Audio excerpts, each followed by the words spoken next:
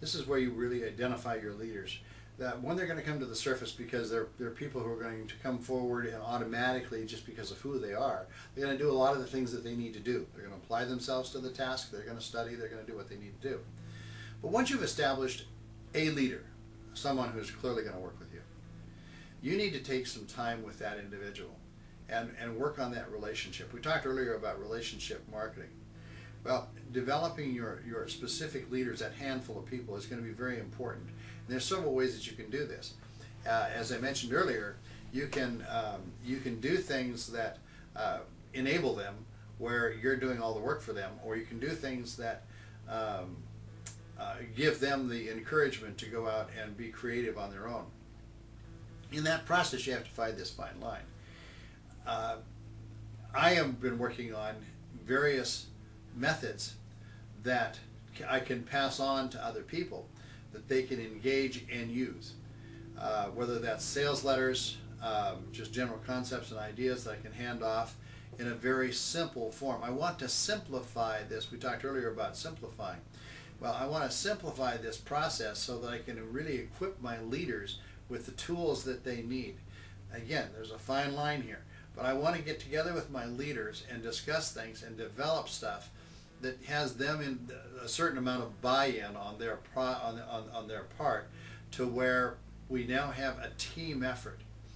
I'm going to write materials, I'm going to write sales letters, I'm going to write articles, I'm going to do these things because I enjoy doing it. But I also want to be able to give those things to the people who I believe are going to use them effectively. But I'm not going to leave it there.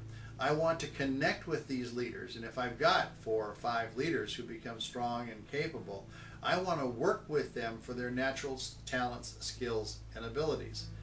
It shouldn't all be one-sided.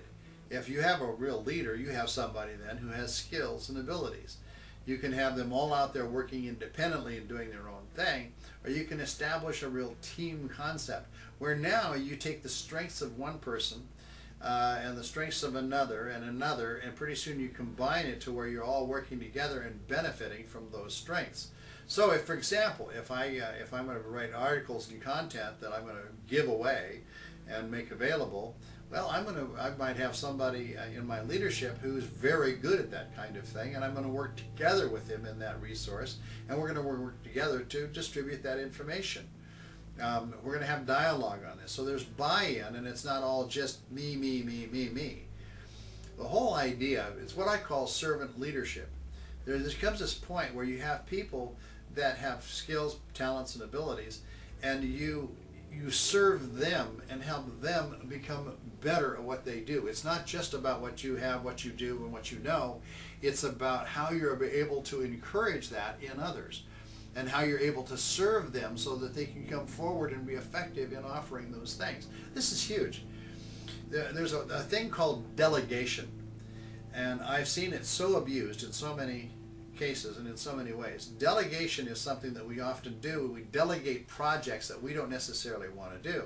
If you want somebody else to sharpen your pencils and to get your coffee and this and that, all right, fine. There's people who can do those things.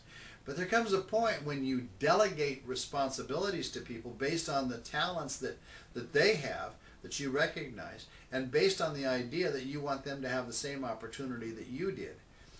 If you've been in a situation where you had an opportunity to take on some responsibility, exercise your skills, grow, make some mistakes that you will, and all those things, then you need to pass on that same ability to other people that come into your organization and trust them to do well with it. Yeah, people are going to make mistakes. Some people are going to be better at some things than others, and all of that is true. But if you're delegating with a servant leadership heart, then what you're doing is giving people the best of the opportunities you've been given, and hand that to people that you value so that they too can develop it. What you want is you want people in your organization, your network, that are going to develop talents, encourage talents, and watch people grow that have substance and quality in what they do, and not just a whole bunch of followers. You want leaders. So servant leadership, by the model of servant leadership, where you model that and you encourage others, you will teach your leaders to do the same, and you have a dynamic in the network now that becomes very strong, of people whose whole idea is, how can I help you succeed? My job isn't for my own success. My job is for yours. My favorite quote of all time, I think, in this area is by Zig Ziglar: you can have anything in life you want if you help enough other people get what they want. A servant leader is there to serve. You are there as a leader to serve your leadership.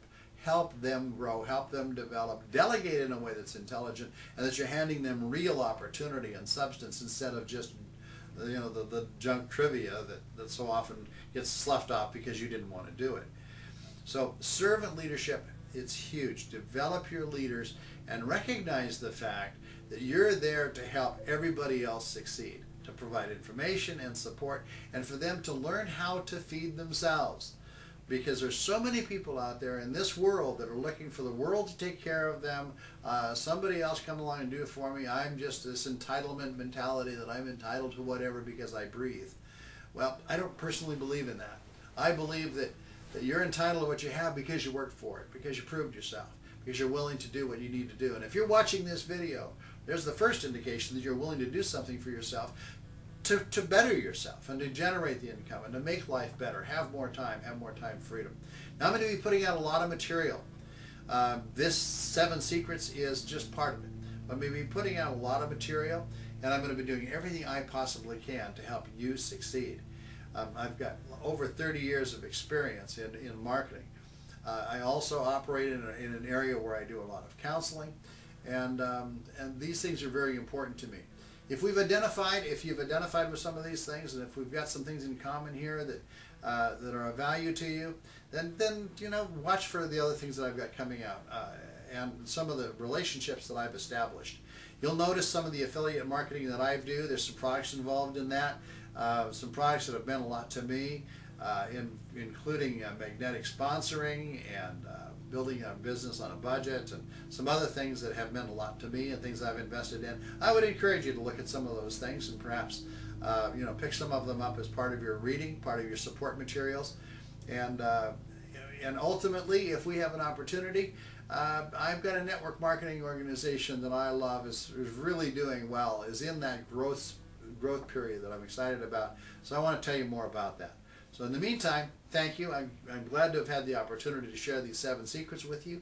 And let's see what this looks like as we go down the road together. Thank you very much, and I'll be in touch with you soon.